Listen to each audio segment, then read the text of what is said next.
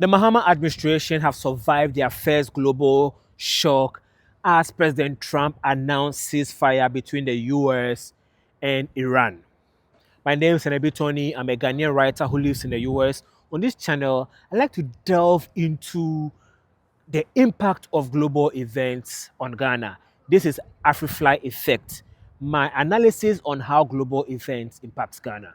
So on April 7th, 2026, today, President Trump sent out a post saying that the Prime Minister of Pakistan have been able to secure a ceasefire between the US and Iran. Iran sent a list of 10 itemized issues that they want to hash out with the US. The US accepted, and as a result, Iran is going to open the Strait of Hormuz. The flow of oil have reduced in the world because Iran had closed the Strait of Hormuz and was taking toll to allow certain countries pass, and it was happening in yen, not the US dollar. You understand? So now, as a result of the ceasefire between the US and Iran, Iran is going to open the Strait of Hormuz, which means that oil is going to flow again. So immediately that announcement was made, the world price of oil came down and is expected to keep going down if the price, if the Strait of Hormuz stays open. What that means is that in Ghana, the price of oil may come down. I say may because, you know, the way prices work in Ghana is kind of different from the way it works in the rest of the world, right? Oil price in Ghana is fixed every 2 weeks. So this announcement President Trump has made, it will reflect on our economy in the next 2 weeks. So it may be that the price of oil will go up in Ghana next week, and then it will come down at the end of the month. I don't know if you understand what I'm saying. If you don't understand, let me know in the comments so that I explain further. So that is what it is. Now, how I say this is a win for President Mahama is this. So the Mahama administration has not had any major disruption in the economic plan since they've been in office. This war in Iran has been the first major disruption in their economic plan in the last year or so they've been in office. And luckily for them, they had a good year in 2025, which means that they were able to increase Ghana's foreign reserve, and now Ghana is covered to weather any economic storms for the next 6 months. And this war lasted for 6 weeks, which means that we did not get to a point where we had to dip our hand into our foreign reserve. So our foreign reserve is still intact. And that is what I mean by the win. The fact that the war did not get to the point where we would have to dip our hand in our foreign reserve. Yeah. Of course, there were some minuses. Like I said, price of oil went up between 15 to 19%. The treasury bill, Ghana, the government, Bank of Ghana was not able to issue as much treasury bill as it usually will. People were not willing to invest in Ghana in long term. They were able to issue short-term treasury bill, but they were not able to issue long-term, which means that confidence in the economy in long term is suspect. People don't have confidence in the economy of Ghana in long term. That is why people were not investing in treasury bill or bond in long term, right? So now that the war is at a ceasefire,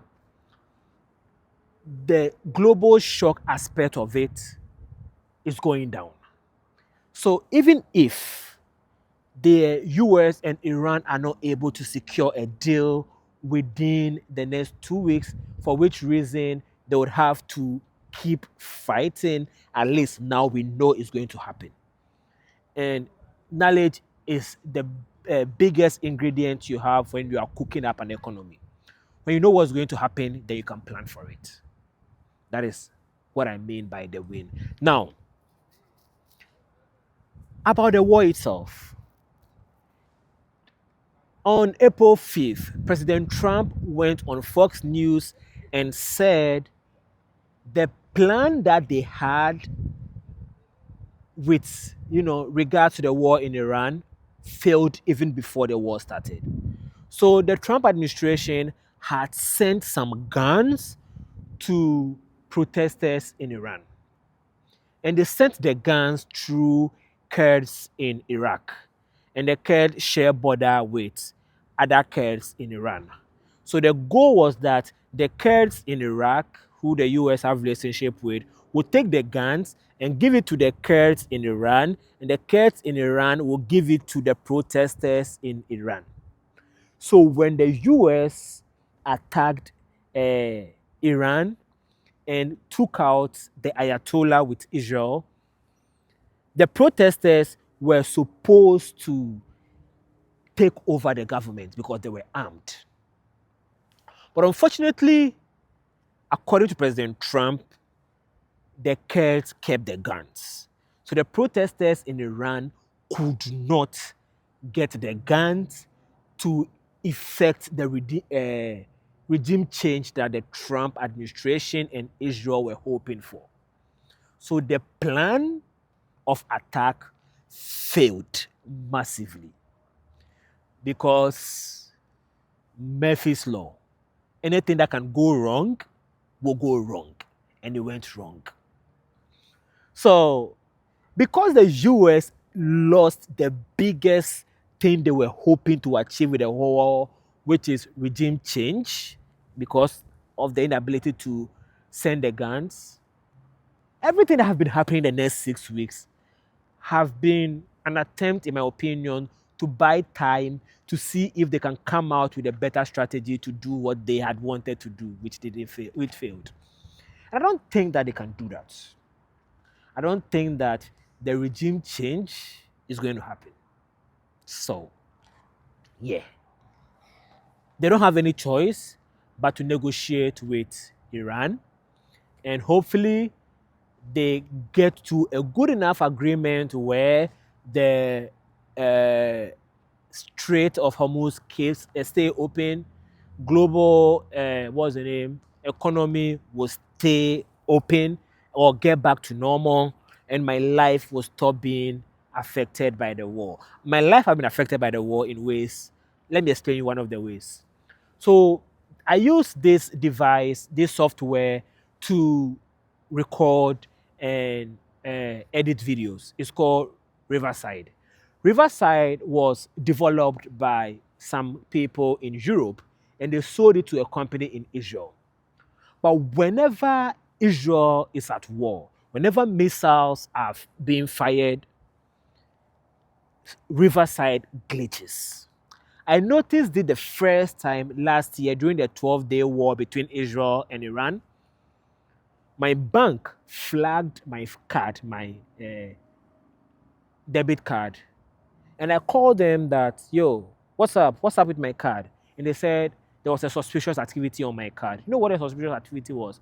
Because Israel and Iran were fighting, my monthly subscription that I paid to Riverside was suspicious because they thought I was contributing to a terrorist organization or one of the warring factors. So I had to explain to my bank what I was doing, and then they took it away.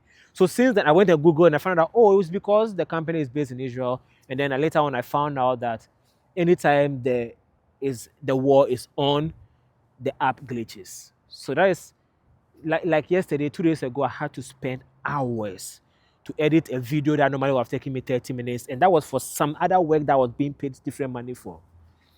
Charlie. So you may not actually see ammunitions being fired and all that. It doesn't mean that war is not impacting you. That's why I'm happy at least we have ceasefire for now.